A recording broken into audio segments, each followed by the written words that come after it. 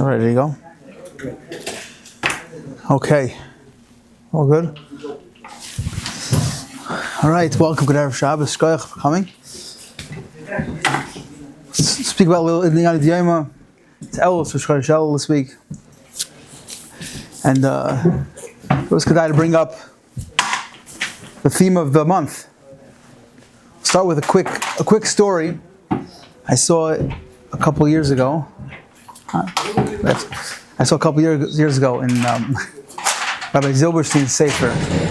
It brings out a story to understand the concept of Dan L'Chavschus. But I took a little bit of different mashal from the story. The story goes like this. There was once a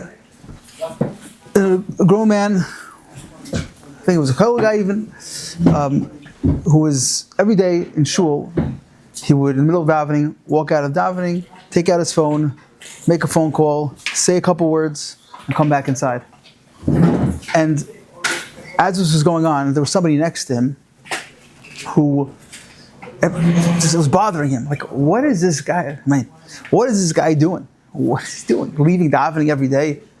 That's one thing. Then picking up the phone, making a phone call. Who was he calling? And it was, mate. It was eating him. It was eating him alive. Like, I got to figure this out. And he was getting angry.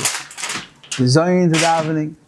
After a couple weeks of this happening consistently, of this guy walking out of davening, making a phone call, he finally, he couldn't take it anymore. What is going on? What is so important? What is more important than davening? You have to call every day.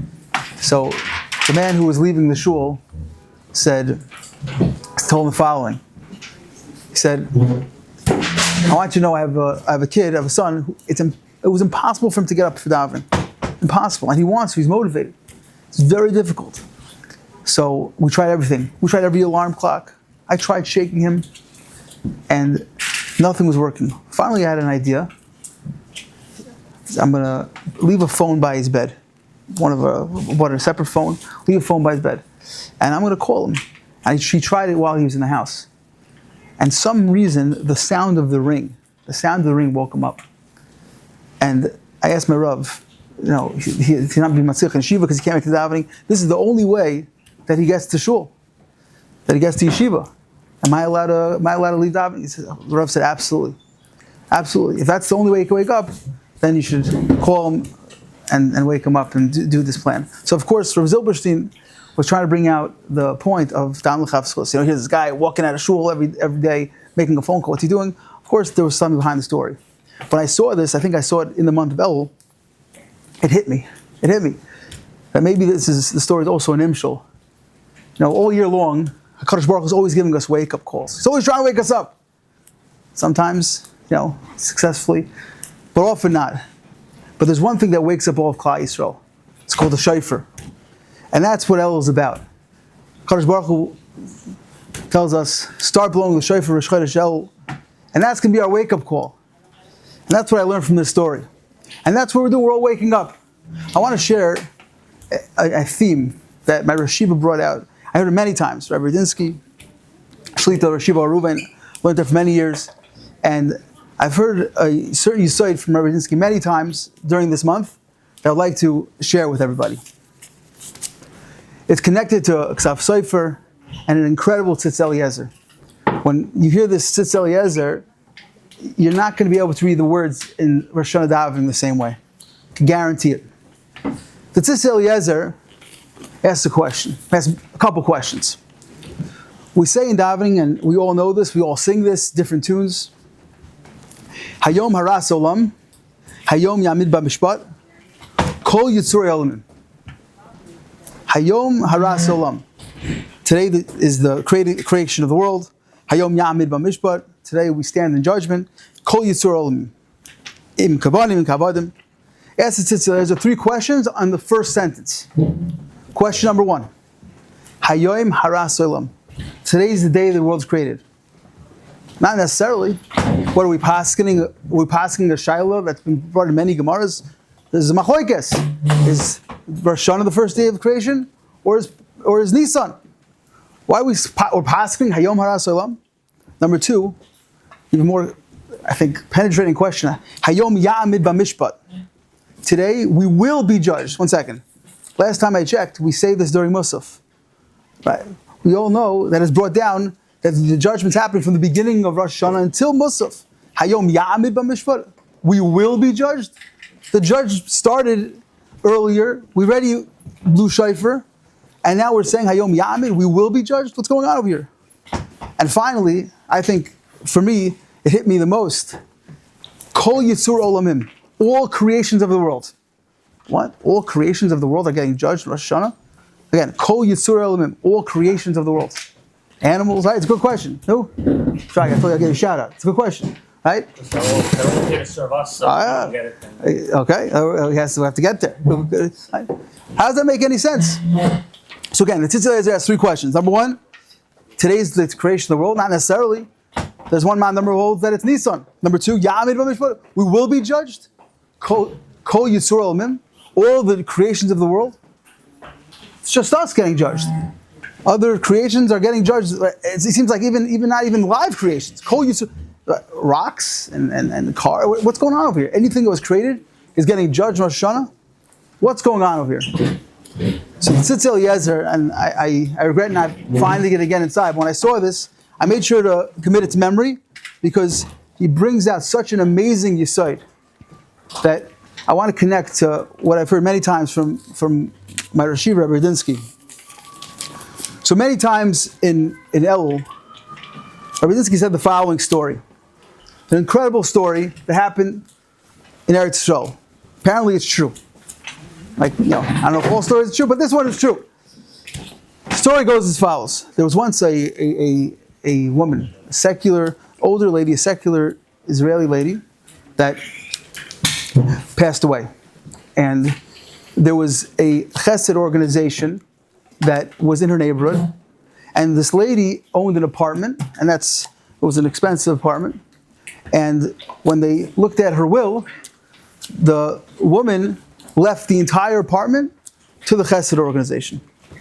Right? Again, it was a secular Israeli woman, and she left the apartment to this chesed organization. Haredi, yeah, something like that, some type of organization, some Haredi chesed organization in Eretz Yisrael. And of course, which unfortunately happens very often, her family members couldn't believe it. Not only couldn't they not believe it, they said, "Yeah, it can't be true. It cannot be. She must be senile.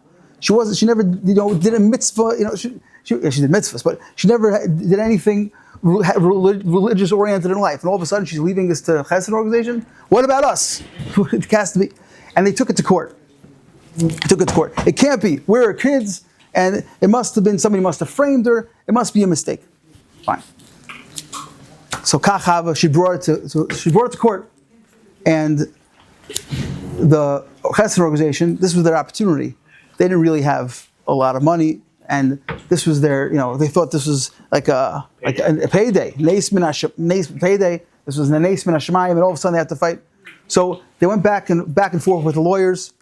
Finally, they decided that let's just settle. We'll give them. We're never going to win. We'll give them 90%.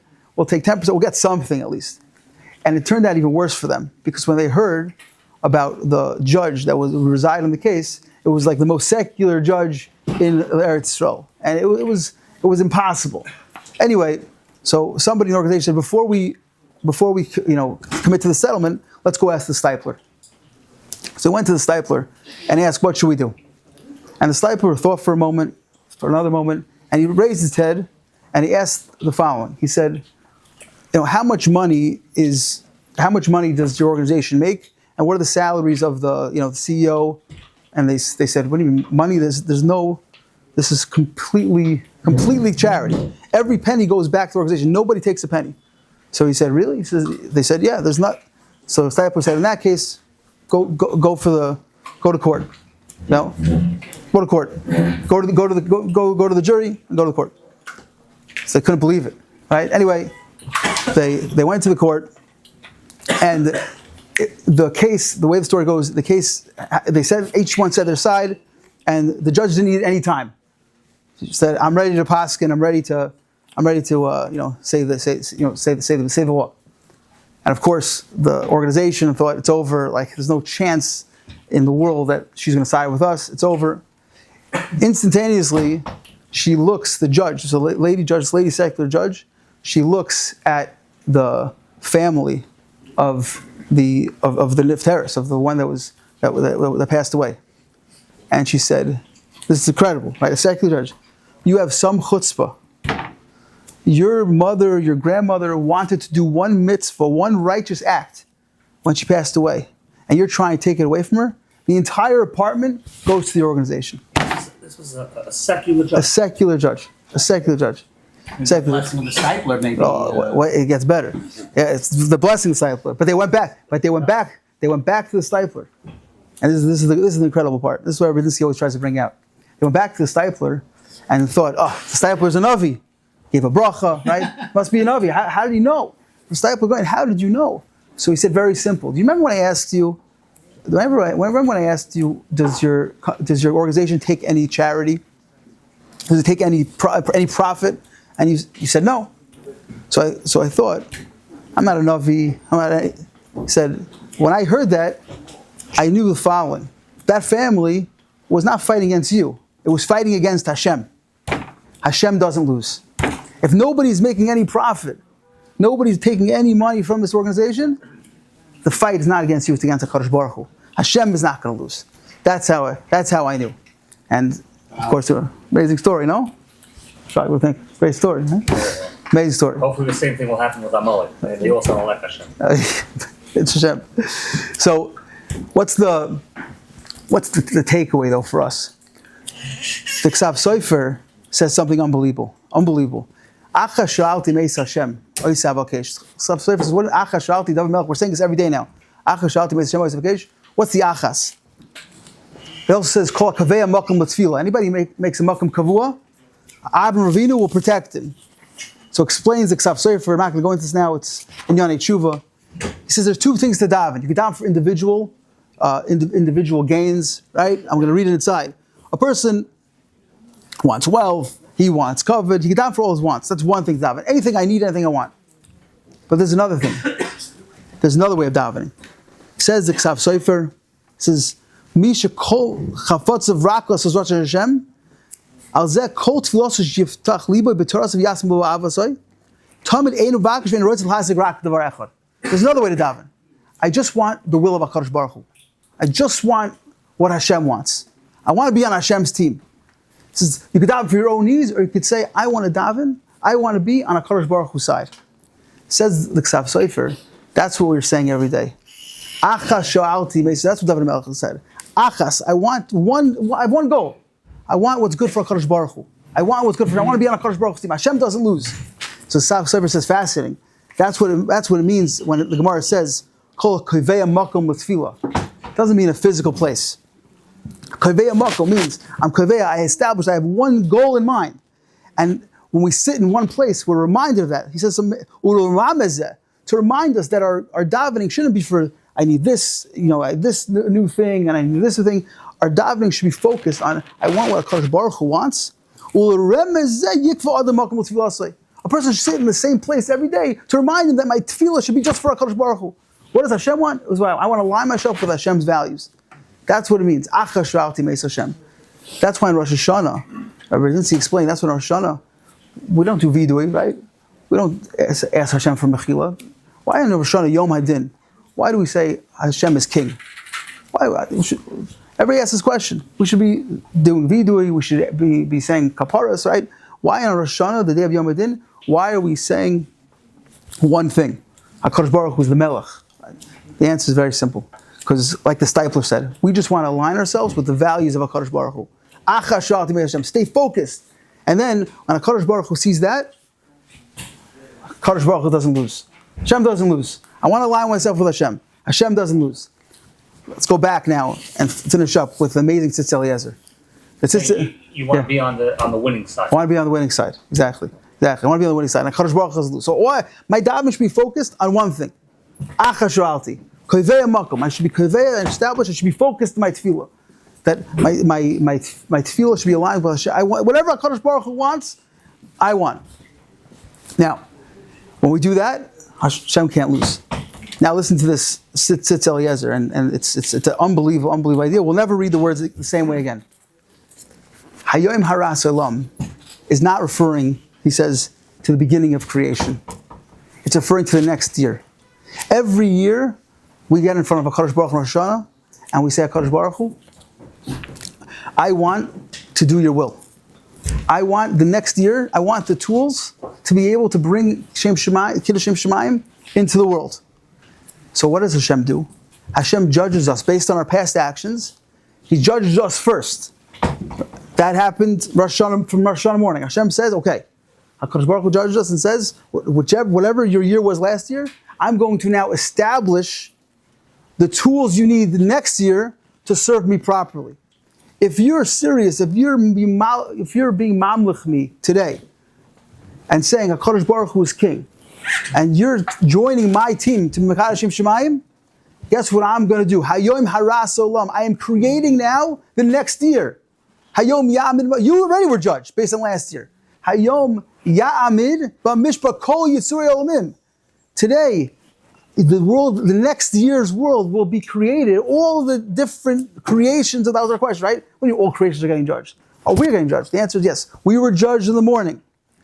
That's us, based on what we did in the past year. But now that HaKadosh Baruch Hu decides, are you on my side or are you not? If you're on my side, now I'm going to create the next year where I'm going to manipulate all the world, Kol Yisraelim, to be able to facilitate your Avodas Hashem.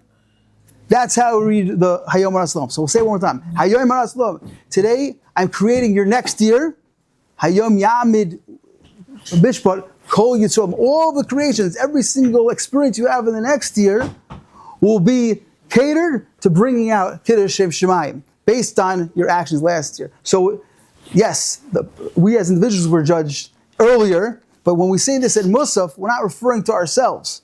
We're referring to all of the creation, the entire world, and all the tools that we're going to get if we align ourselves with Hashem's values. That's how the Tzitz Eliezer reads the Hayom Haras, which we sing every year. So, B'ez Hashem, we should be zoicha to Mekayim this amazing idea, the theme that the Yisai that we see from the Stipler. If we align Hashem with Kiddush Shem Shemayim, Yirah Shemayim, HaKadosh Baruch Hu, I just want to be mamluch you. Then, like the Stipler says, HaKadosh Baruch Hu can't lose. Hashem's not losing. So if we're mamluch HaKadosh Baruch Hu, then Mitzvah Hashem, we should be zoicha to Yamid B'Mishpah, where the next year we should get everything that we want, not because we want it, because HaKadosh Baruch Hu needs us to have it to bring out Kiddush Shem Shemayim in the world. Eshkach. Have a great Shabbos.